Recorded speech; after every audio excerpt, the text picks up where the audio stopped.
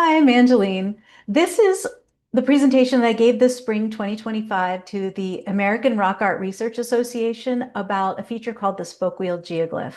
I've been studying this geoglyph for over 8 years now, and this might look familiar to you because I gave a portion of this presentation to the San Diego Rock Art Symposium a couple of years ago. At that time, I had done some research. No, I had done a lot of research into this geoglyph, but I was proposing a new hypothesis about it and had yet to test the hypothesis. So this presentation is demonstrating the results of that testing the hypothesis at the following year. Okay, so this is the culmination of all the research I've done at this site so far. So just bear with me if you've seen part of it before, because I guarantee you haven't seen all of it. So let's get to sharing this. Un momento, por favor. I'm filming this from my dining room, and why won't it share? Oh, come on. Share. Oh, there we go. Okay. I'm filming this from my dining room, and that means that these proceedings are statistically likely to be interrupted by Homo sapiens or miniature lions. So bear with me if that happens. All right, so Ocotillo spoke wheel geoglyph at the nexus. Come on, mouse work. There we go. Okay, so this feature is commonly called the spoke wheel geoglyph, which generally describes its appearance. Local tribal nations collaborated to preserve this site from wind farm development by qualifying it for the National Register of Historic Places. They also hired forensic dog teams that discovered 13 burials and over 10,000 artifacts in the vicinity. The spoke wheel geoglyph is located in the Broadmoor Terrell Wash that's flanked by the Incopah Mountains and the Coyote Mountains in the Anza Borrego Desert of California. It sits atop a dune amidst a network of deep ditches that drain east toward Imperial Valley and the Salton Sea. The Kumeyaay, human language speakers, are the primary indigenous people of this region. They're also classified by the Patayan Lifeway, which orients them to the Colorado River to the east. Their language, however, is a subdivision of the theoretical Hokan language stock, which orients them to the Pacific Ocean to the west. So these east-west ties describe the breadth of their homeland with the now California-Mexico border at its equator. This site, by the way, is very, very, very close to the Mexican border. This presentation shows how and why I'm interpreting this geoglyph as a nexus for local June solstice observatories. The geoglyph is a collection of hand-sized stones arranged in two concentric circles connected by 7 spokes. The circumference of the geoglyph is approximately 75 feet. Sometimes the geoglyph has a small central mound of stones at the center, sometimes it does not. So here you see in 2017, there are no stones at the center, and in 2023, there is a little pile of central stones. The late anthropologist J. von Verhelhoff created this map of the spoke wheel geoglyph, suggesting that each of its spokes point to a major solar event throughout the year. Honestly, I don't know why he publish this because there's so many reasons this can't make sense. But in any case, I've tested to determine that the lines of the geoglyph do actually not align with these sun events, nor could they. But anyway, with one exception, the sun does appear to set along the west winter solstice line on that day. But 1 out of 6 of these makes it likely to be a coincidence more than a pattern. So, um, a map like the reason I don't really understand why von Verhelhoff would have made this I don't know, posited this possibility is because a map like his can only be created at the equator. So here's why. This kind of map is made by tracing the shadows of a gnomon. So a gnomon is a stick that you put perpendicular into the earth, and then you follow the shadows that it makes on the ground, and you make marks to show that the trajectory of the shadow throughout the day. So in this case, a gnomon could not have cast shadows on these points of the circle during these sun events. If a gnomon was used to map this geoglyph in our northern hemisphere, first of all, the winter and summer solstice lines would be in the reversed positions. Um, Google gnomons and that to see what I mean by that. But also, they would be um, more heavily, like the lines would be concentrated more toward the top of the circle because of the way the sun projects its shadow from the south. In the northern hemisphere, the sun kind of is always more in the south. Um, in the southern hemisphere, it would be the opposite. The sun would kind of project its shadow toward the shadow toward the south because the sun's always a little more to the north. So the only place that you can achieve the map that Verhoeven drew here is at exactly at the Earth's equator. So then, the sun is at either side of the equator, at various times of the year. So it doesn't make sense. And it definitely doesn't work on this circle because I tried it. So I tested the gnomon at the site during all the equinox and solstice sunrises and solstice sunsets. And there were no alignments. So, that's Ken Hedges. So one winter solstice, I was out there, December solstice, so that would be December 21st. I was out there at sunset. Well, I was out there all day, but at sunset, like just before sunset, Ken Hedges rolls up. And that was fun to run into somebody in the middle of nowhere. But anyway, we were both coincidentally out there at the same time to check the December solstice alignment. And we noted that the sunset roughly aligned with what southwestern spoke on the geoglyph, but there was no secondary measuring feature like a mountain peak or a saddle to use as a site. So it's not a very convincing alignment. I mean, direct observation is one thing. You can look right down that line and it appears to go look at the sunset. So, I mean, that's something, but Ken convinced me it's not enough. So I'm gonna side with him. So this is the June solstice sunset over the geoglyph. This is the spring equinox sunset. Like I said, I tested sunrises, sunsets, etc. All of them, and nothing came up very it wasn't, there was just nothing. So anyway, I've been coming out to observe the site at various times a year for about 8 years, and I've made many observations, but there doesn't appear to be any convincing alignments with the geoglyph and major solar events. So on June solstice 2023, I finally accepted that the spoke wheel geoglyph didn't appear to be a solar observatory. So I took a look at it with fresh eyes, and I came up with a new hypothesis based on the following clues. So one thing is, there's a prehistoric east-west foot trail that passes within feet of the geoglyph. I highlighted it here with yellow because it's a little hard to see with the naked eye, just because it's just a footpath. It's really apparent to the eye when you're right up next to it, but it's hard to see in a photo. So this is the view of the trail from the geoglyph looking east toward the Inkopah Mountains, where a number of other culturally significant sites are. Okay, so clearly people are passing through this area frequently enough to leave a footpath. Here's another thing, another clue or piece of evidence that I noted. The central spoke of the geoglyph is oriented approximately 17 degrees true north. This is just a little data about the geoglyph. The directionality of each of the spokes demonstrates that the spokes are not equidistant.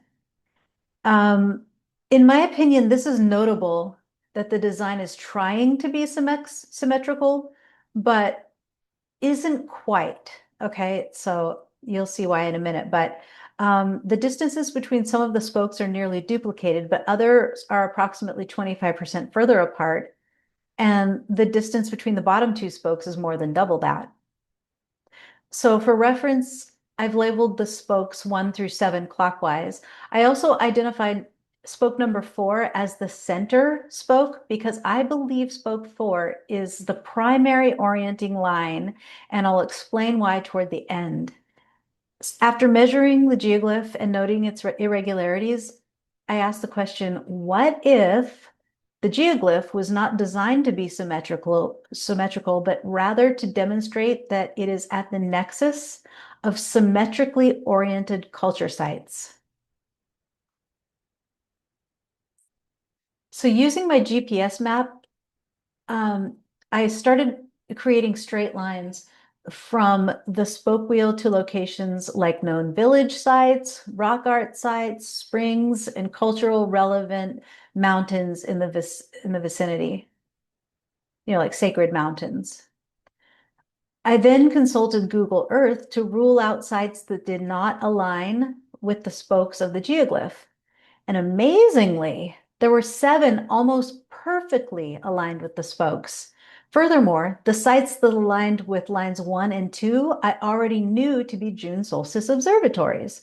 I then refined my hypothesis to test the question, are all the sites the geoglyph points to June solstice observatories? So this is the thing that I tested in the summer of 2024.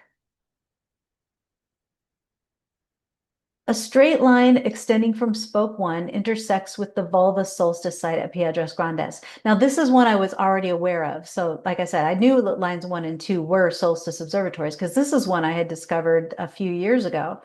Um, so I knew that to be in alignment. It was in 2022 that I discovered this giant vulva atop a rock shelter has a June solstice alignment.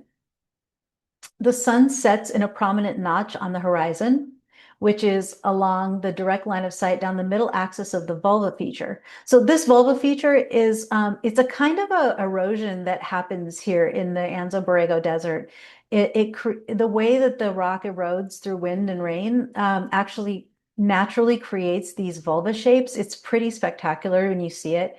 And this one in particular, to me, it appears to be culturally enhanced, as in it was chipped away to be more prominent. There has been one geologist that came out and looked at it and determined that it was not culturally enhanced, that this is actual just natural erosion. I'm not so sure it matters really that much um, because either way, it's on top of a cultural site. It's on top of a rock shelter in a village. So it was certainly known to humans whether they enhanced it or not. So, and the fact is that the middle axis of, so, okay, the sun sets in a prominent notch on the horizon, which is along the direct line of sight down the middle axis of this vulva feature. And the photo on the right, uh, it demonstrates how a gnomon placed at its balance point at the central cupule creates a shadow along the center axis at sunset. So why that's relevant is because this vulva feature is on top of a rock shelter, and it's slightly slanted. But when I put my tripod there as my gnomon stick at the center cupule there, and I let it, like I kind of would release it so it would be, I knew where its balance point was. That meant it was perpendicular with the earth, because if it was balancing, that means, gravity was keeping it there because it was perpendicular with the earth. And when it was perpendicular with the earth, it cast its shadow along the central axis of this feature at sunset. So it was just pretty remarkable. So I don't suggest that a gnomon is necessary to appreciate this alignment, because the alignment is visible by direct observation. But the use of the gnomon emphasizes the accuracy of the alignment, and it opens discussion about the possible use of gnomons or sun sticks amongst the Kumeyaay, since such things are known to be used amongst the coastal Chumash. Um, anyway, why I say it doesn't matter if it was culturally enhanced or not is because it was certainly known to exist and observed by people who were there at the village site. And it does have this direct visual alignment right down the center of this vulva shape to the sunset on the June solstice, the longest day of the year. A straight line extended from spoke 2 of the geoglyph intersects with Solstice Cave near Sombrero Peak. This is a documented June solstice observatory, but I personally have yet to visit it on the solstice myself. And it's, oh God, it's a pretty intense scramble up that canyon. I've been there in cooler months, but I haven't yet mustered the fortitude to actually make that journey in triple degree weather. Maybe I'll do it next year. But anyway, um, so but this is a known documented solstice observatory site. The sun rises over the opposite side of the canyon from the shelter. And oh, wait, hold on. Let me show you the video. So we started looking at the opposite canyon, and now we've turned around 180 degrees and we're looking into the shelter. Okay. And then others have explained to me, others who have seen the hierophany in this solstice shelter, they've explained that in this shelter at the moment of sunrise on the June solstice, the pictographs on the ceiling of this shelter are momentarily illuminated. And another person told me that in particular, one of these pictographs is pierced by a shaft of light at sunrise on the June solstice as well. I believe it's that one right there. So, um, hang on, okay, so this is a mosaic of some of the pictographs on the ceiling of the rock shelter, and they're enhanced by D-stretch. So I think the one on the lower left is what somebody told me they've seen, on the June solstice. That one gets pierced by a shaft of light. So the rock shelter is under a split boulder with its distinctive point at the far right there. I've observed that images of halved ovoids, like the vulva petroglyphs, and split boulders with rock art on them, in this region, they tend to be associated with solstice sites. It could have something to do with, the half and half of the year.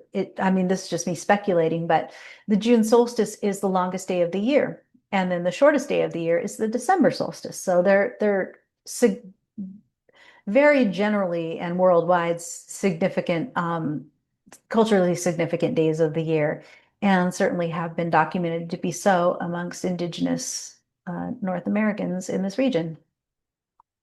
Line 3 points to Los Morteros village site in Little Blair Valley. So Los Morteros is a large village site with many giant shady boulders, a rock shelter that is suggested to be a sweat lodge, roasting pits, bedrock mortar holes, cupule boulders, and pictographs. There are also many natural megaliths with interesting characteristics. This is a photo of a split boulder similar to the one at Sombrero Peak Solstice site. I have never observed any unique sun interactions with this particular boulder, but I love it still. It's huge. It's like 2 stories high, and it's just enormous, and it's really cool looking. So I've always paid a lot of attention to it, but so far I don't know if there's any cultural significance to it.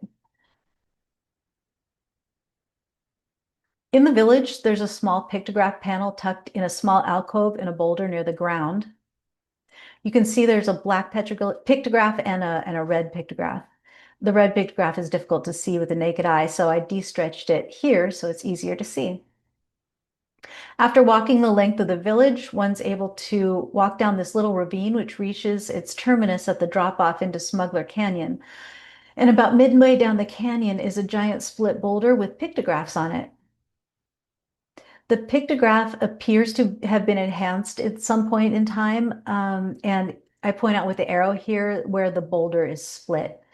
In this region, there are a couple of well-known pictograph sites that have been painted over, and I don't know where this piece of information comes from, but it has been said there was some professor in the 1940s who came through, and I don't know if Malcolm Rogers said this or what, but anyway, and painted some of these pictographs to photograph them better. I really don't know, but it is an actual pictograph of indigenous origin. It's just been painted over later by somebody else.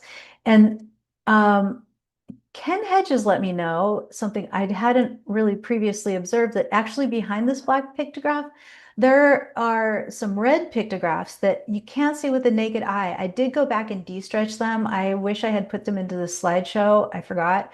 But there are some wavy red lines that kind of appear to drip down the rock behind this, all the way down the rock behind this black pictograph.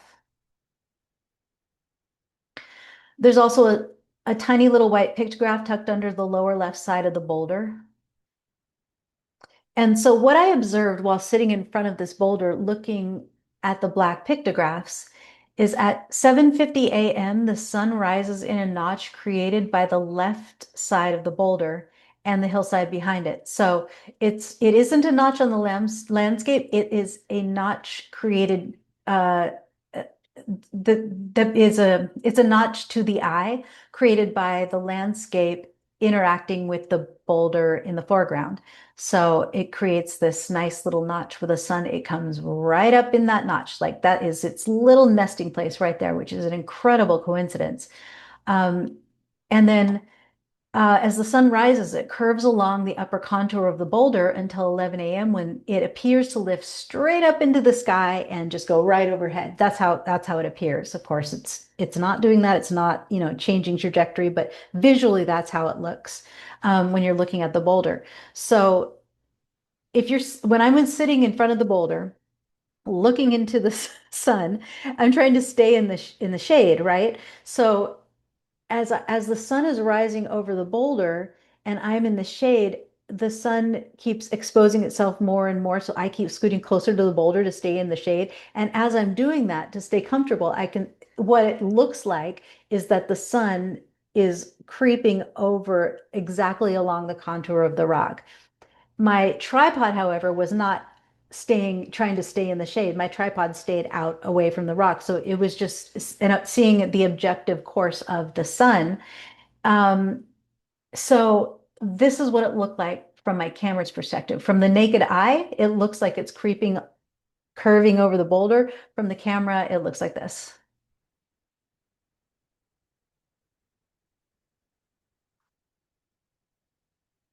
I mean, it still looks like it's creeping over the boulder, but it definitely, the sun starts in that notch. And then at 11 a.m., the progress, it stops curving to the right and appears to rise straight up overhead. So I think that's about what we're seeing right now. It's midline with that pictograph, and the sun's just going up, up, up, up, up, up, up overhead. It doesn't go further to the right. So that's a pretty cool coincidence, in my opinion. Okay, so we already saw that. Whoops, sorry. Oh, here's a few still photos where you can see the boulder more clearly and how the sun hugs its curves. Uh, is that the first one or did I skip too far?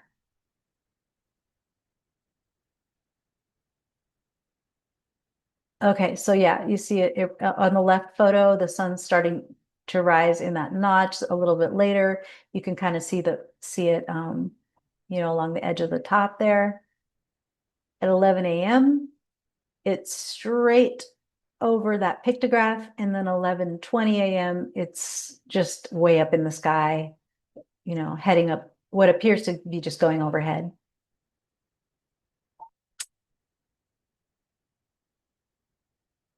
So a little later in the afternoon, something happens back in the village at that small pictograph panel.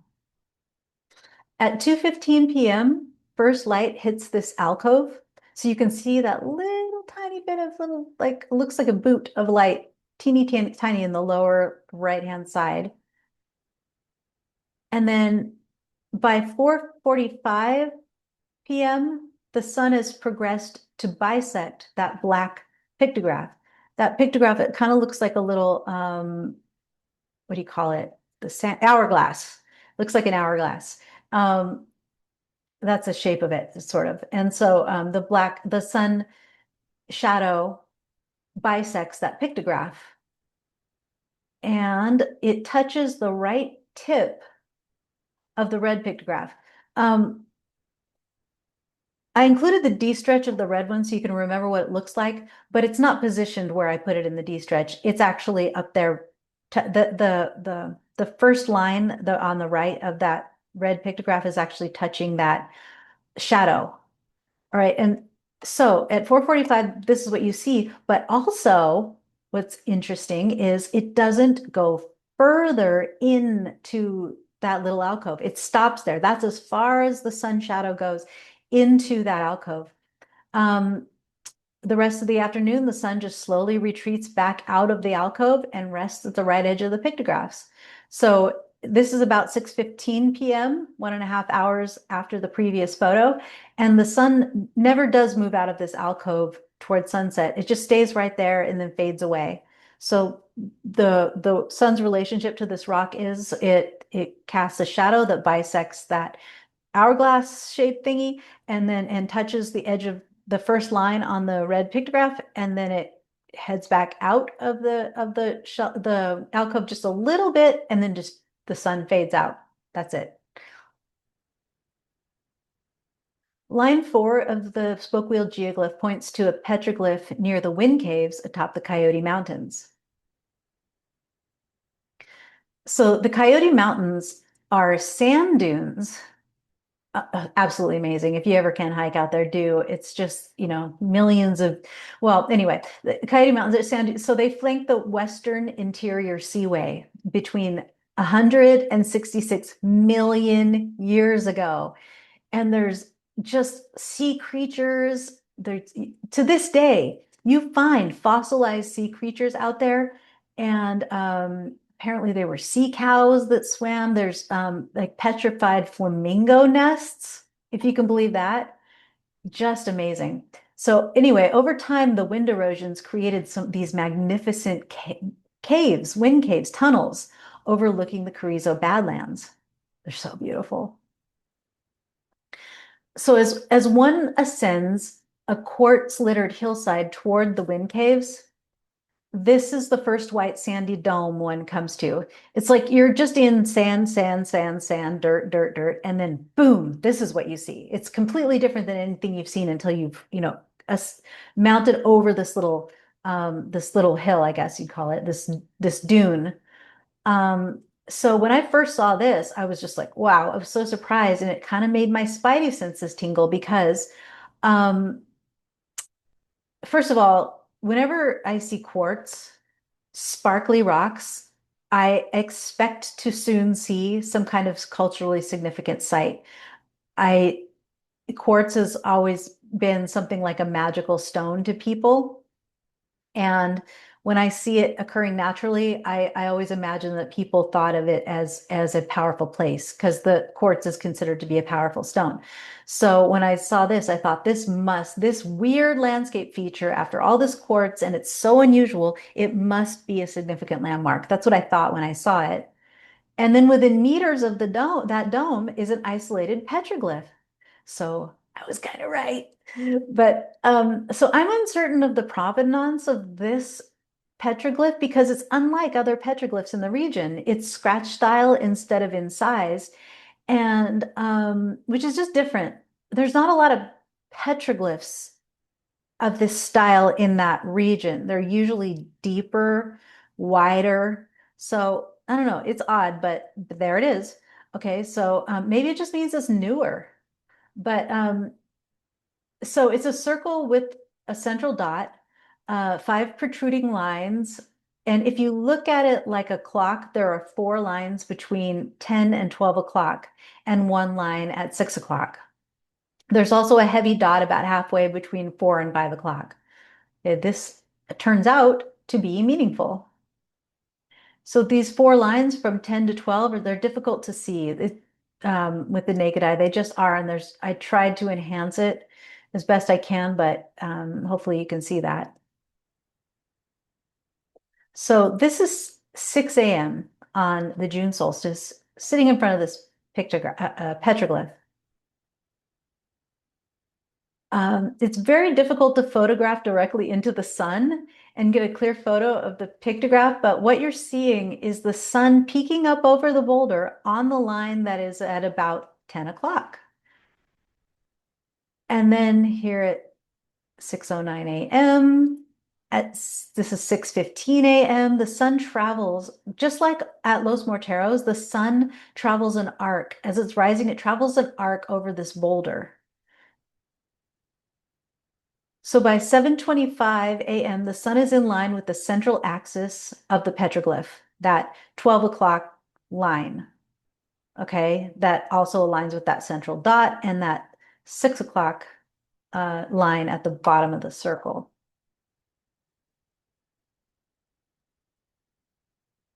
And here's a close-up of the same thing from a different angle. Again, I'm so sorry. It's so difficult to film into the sun. This is as clear as I can get it.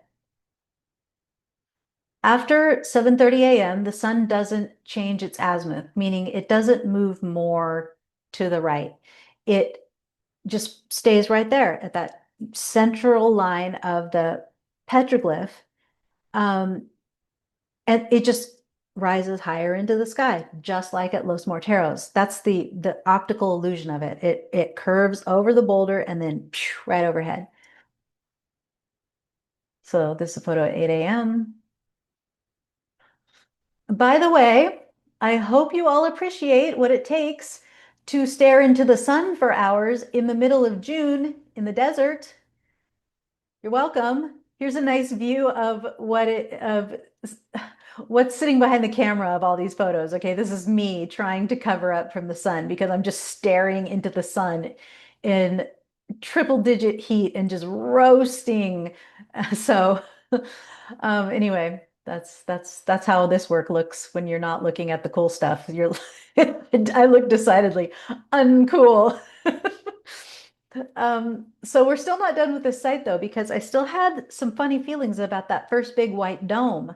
I just had, I had a feeling that based on where I thought the sun would set, there would be something going on there. It was too prominent of a feature to not be significant in some way. So I hid out in a wind cave all day and roasted and waited until sunset. And it paid off. Because so I was actually looking for some sun alignments in one of the wind caves because it had some really cool little portals in it. And so then all of a sudden I said to myself, oh my God, no, no, it's not going to be here. It's going to be over at the dome. Get out of here. So I ran, I gathered up all my stuff and I raced back over here just in time. Because at 7:30 p.m., while standing next to the petroglyph, so I'm standing right at that petroglyph boulder we saw at sunrise, um, from the view of the petroglyph boulder to that dome, the sun is setting in a notch on top of the big white dome. I couldn't believe it. I was so happy when I saw that. Okay, so line 5 points to Painted Gorge in the Coyote Mountains. During the winter, I hiked up to a high point in the gorge. So I used my GPS and made, a line in that GPS map that would, pass through the Painted Gorge. So I hiked up to a point that would intersect with that line, right? And I found a spot that was visually intriguing. Okay, so the Painted Gorge looks like this. I did enhance the color just a little bit so you can see it, because to the naked eye, it looks much more like this than it does when you naturally photograph it. So I actually boosted the color a little bit so you can kind of get how beautiful the color array is to the naked eye. And it's a kaleidoscopic array of hues from the aging copper, sulfur, and iron deposits in the soil. Um, Again, this is me, I'd hiked up to sort of a high place where a line intersected in this gorge, and that it was accessible by foot and there were trails leading to it. Okay, so it wasn't just randomly scrambling to places. I actually followed trails that intersected with that line. Okay, so then at the intersection place, I spotted this unique site. So it's a contrasting array of black and white rock, which is striking against the sandy pastel colored gorge. So again, going back to the picture, this is what it looks like. Everything there looks like this, right? It's just this kind of brown and then orangey and purple hues. But then this, black and white, like there's this area that's just black and white, different, weird. That makes my spidey senses go off. So I think, okay, what's the weirdest thing on the landscape? Any human can notice this is a strange thing. So maybe it has some different powers or something. That's just me thought experimenting on it. Okay. So on this black and white peak is this stack of stones. These are 20-pound stones that appear intentionally stacked. This is not natural erosions. These stones had to be moved to this position. They're stacked atop bedrock. So at the lower portion of the photo, you can see how the natural erosion looks, and then these boulders were put on top of that.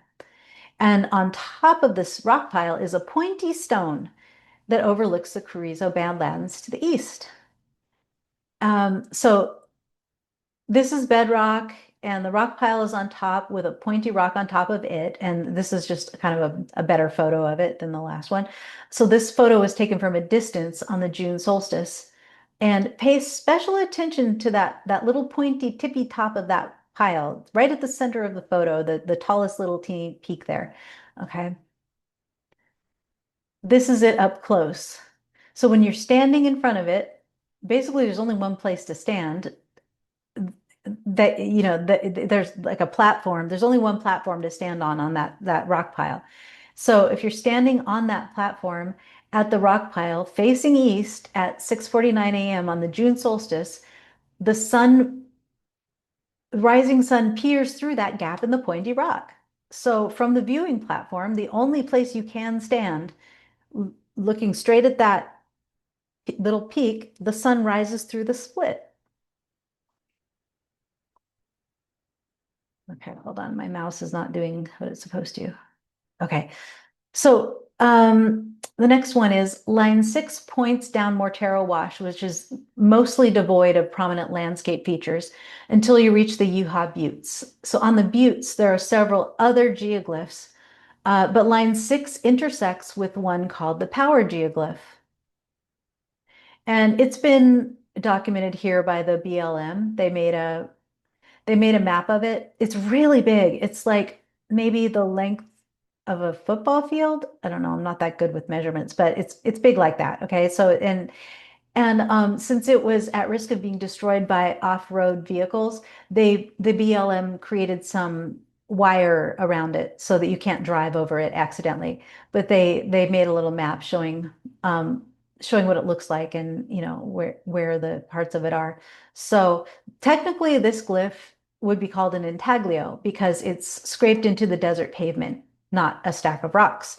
But it does include some rock features, and it appears like what it looks like is a well-worn footpath leading to two concentric circles with a cairn of uniquely shaped colored rocks at its center. And the photo of the geoglyph to the left is an upside down view of the top segment of the BLM kiosk to the right. So if you look at the BLM photo, the BLM kiosk in the photo on the right, the top right is what we're looking at in the photo to the left.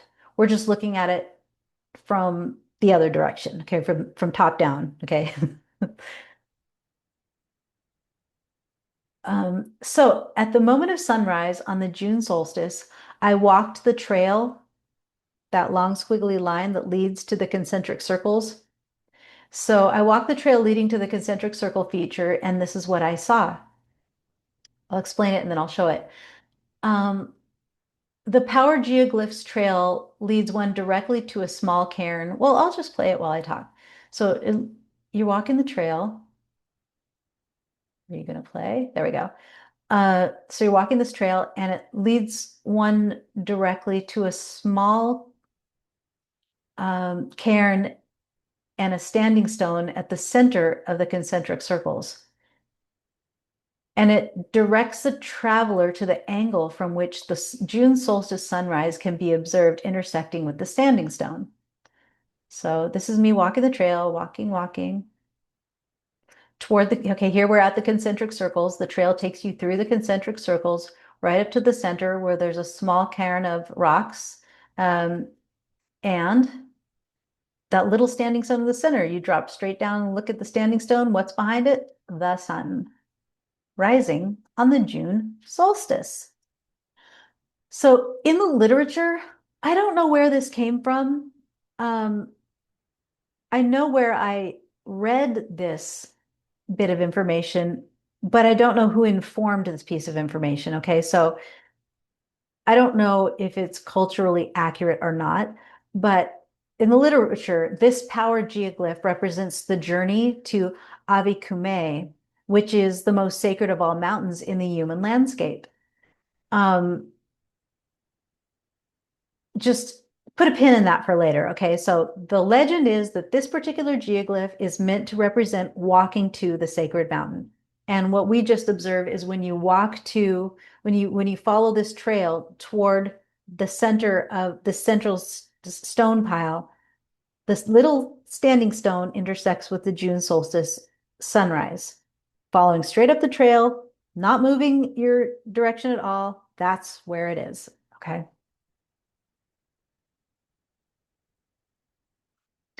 And then line 7 is the only line I haven't been able to test yet, because it points in the direction of Davies Valley and environs, which I'm unfamiliar with. And the problem with the southern portion of this region is that it crosses the Mexico border, and there is a lot of evidence of people hiding out in rock shelters at the border. Oh my gosh, another story for another time, but I found the funniest things in rock shelters down there in that region.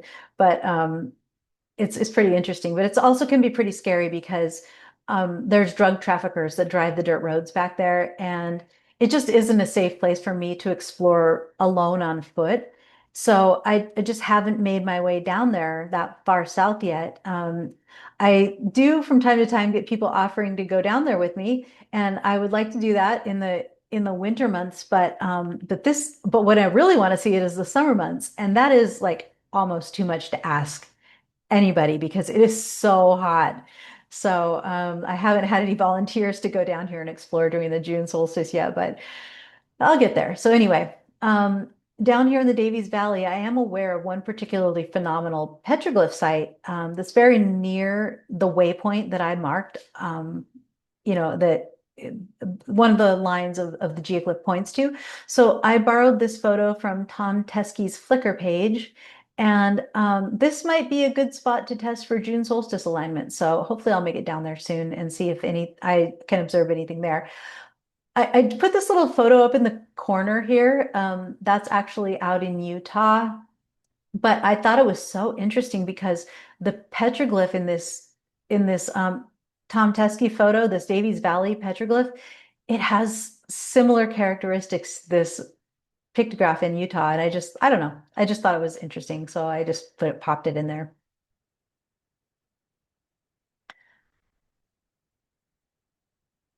Okay. I was also curious to see if beyond these local sites, which tend to be within a 3 to 10 mile radius of the spoke wheel geoglyph, I wanted to see if those lines also point to even more poignant culture sites like sacred mountain peaks further in the distance. So I find it curious that the spoke wheel geoglyph has such an oddly tilted orientation. It's not exactly true north, which is identifiable to anybody who studies the sky as indigenous people did constantly because they lived out under the open sky. But anyway, so this isn't exactly true north. Like I said, I think what is 17 degrees off of true north. So by extending line 4, I think I might understand why this line is where it is. A straight line extended from 4 intersects exactly with Avi Kume, Spirit Mountain, the most sacred mountain in the human universe. Avikume and its environs is the holiest of holies. It's where the creator Mutavi created people from the mud of the Colorado River. And I propose that the placement of the spoke wheel geoglyph above all is oriented to Avikume, which is 190 miles away. So this is a question I get from almost everybody that I show this presentation to is, can you see these places from the spoke wheel geoglyph with the naked eye? And the answer is sort of. So if you're standing at the spoke wheel geoglyph, All of the places that I showed you, you can see you can see to them with the naked eye because it's a great big open area. It's a big area, it's not really what I'd call flat, but sort of. Um, and it's wide, broad wash, really broad wash. And so then around it are mountains. So you can see landmarks in the mountains all around it. And in those mountains or just behind them are all of these sites. So there are certain landscape features that can be identified as to where things are based on the horizon, the landmarks on the horizon.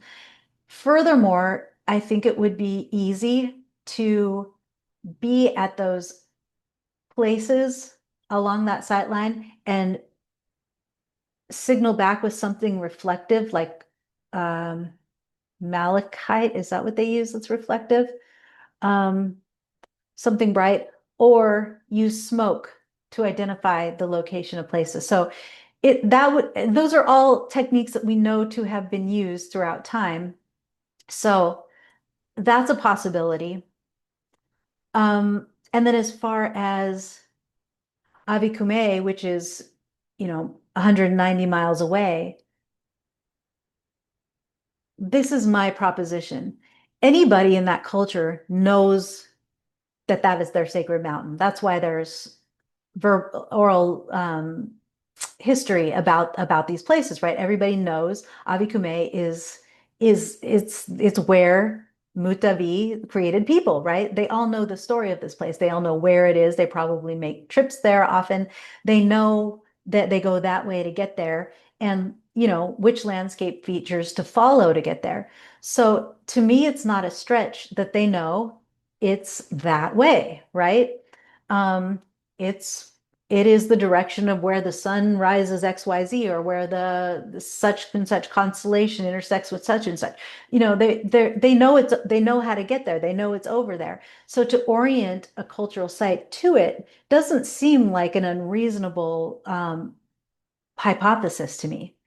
I don't, I'm not saying, like, throughout this entire presentation, I'm not saying that anything I'm presenting here is proof positive that the spoke wheel geoglyph is a map to June solstice sites. I'm simply presenting the evidence that this is a very clear possibility because each one of those places that I visited had an obvious sunrise alignment. Okay, so there's no disputing what I saw. You're at the place, you're in the right spot. You can tell you're in the right spot because quite often there are a number of features there telling you where to be, and then the sun rises there, right? Right where it's designated. So to me, that's intentional. And then the fact that the spoke wheel geoglyph points to these sites also seems intentional. We'll never know the answer, probably, but this is how the anthropological and archaeological sciences work. I don't know if you ever reach the point of proof, but this is my hypothesis. Okay, so moving on. Um, the central line seems to point to Spirit Mountain. And since the directionality of the central line to Avikume is so compelling, I tested the extension of the other spokes, right? So this is what I saw to the other spokes. These are the locales I could identify as aligning with the further extensions of the spokes. So Tecate Peak. Okay, each of these mountains, sorry, let me just back up a second here. Each of the mountains, excuse me, each of the landmarks on this map, most anyway, have a very specific uh, importance in the oral tradition of the Kumeyaay. Okay. So first we have Kuchama Tecate Peak was designated by the creator Mahai as a place to acquire power for good, healing, and peace. Mount Woodson, okay, how do I pronounce this? Iwi Helia. God, I shouldn't even try. I'm sorry. Mount Woodson. So that's where the moon sleeps. Agua Caliente Hot Springs and Warner Hot Springs are both along the trajectory of this line, and they are places of healing and purification. I can't identify a specific locale for line 5. It points in the general direction of the Imperial Valley. So I don't know, nothing there, as far as I could tell. The Yuha well is a solitary, life-sustaining water source in the ultra-dry badlands of the Yuha Desert. This line points to the Yuha, or intersects, sorry, with the Yuha well. And then I'm also unable to identify a specific landmark that intersects with line 7, but if you were to walk the line of line 7, just keep going and going, it would be the easiest route to reach the Gulf of California because it just heads right down through valleys. All right, like this. So it would connect you with that line would take you from the spoke wheel geoglyph and connect you with cousins in Baja California, people of the Trincheras tradition, the Hohokam, and people all the way down the west coast of Mexico. Okay, so it takes you right to the Gulf of California. Oh, wait, was it recently renamed? No, the Gulf of Mexico was recently renamed. So we still call this the Gulf of California or oh crud, I forgot what it has another name too. Anyway, um, while each of these locales have cultural significance in their own right, to me, they don't create a cohesive story about why the Spokane geoglyph would point to them. It's entirely possible that there are sacred landmarks along these trajectories that I just don't know about that would better fit onto this map.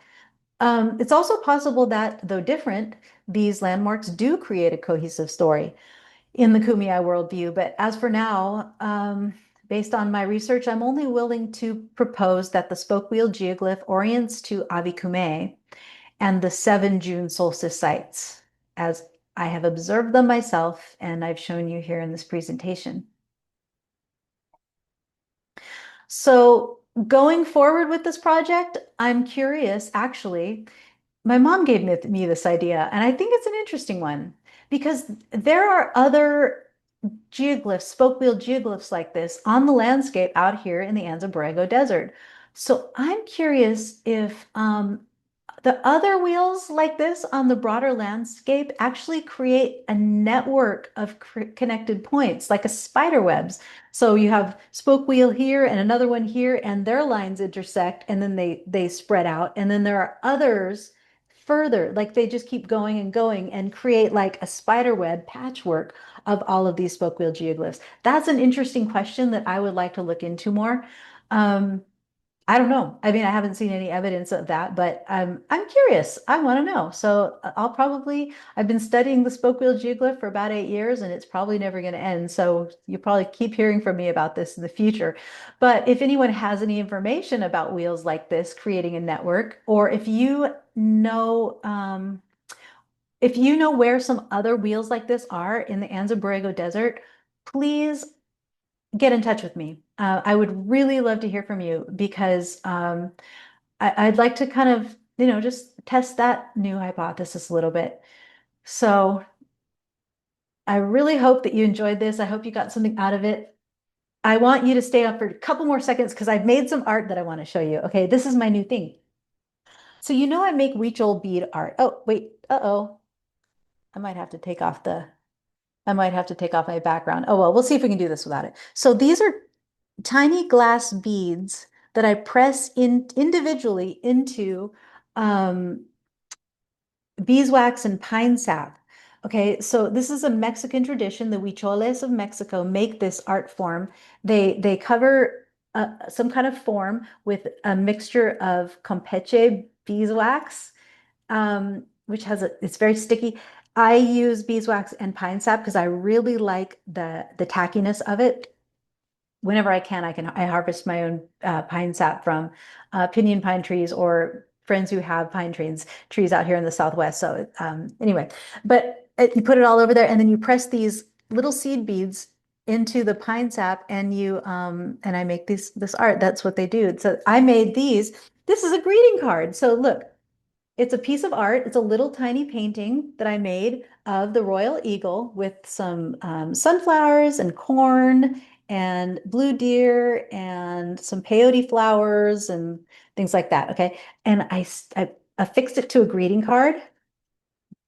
And on the back of this piece of art, it has a hanger where you can hang it on the wall. So when you take it off the card, then you have a piece of art that you can keep. So this is my new thing I'm doing because this is so much fun for me. Okay, so I made all these greeting cards, all of these individual pieces of art on greeting cards. So here's a few examples. Here's a royal eagle. Here I have a butterfly. Um, this is another butterfly I made that isn't on a card yet. What else we got? We got another butterfly and hummingbird. Oh no, I didn't bring the owls. I have one with owls. And yeah, so these are all in my Etsy shop at eyeofgodart.com. Eyeofgodart.com. The reason I call it that is because the Huicholes, their tradition of this kind of bead painting evolved from prayer bowls.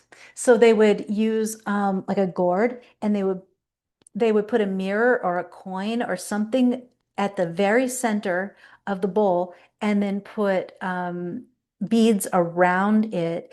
And the center point is where the human meets the divine. That's a portal. It's a place where it's the eye of God. It's where you can look through and God looks back. Okay, that's the tradition. So basically, the tradition is mandala making.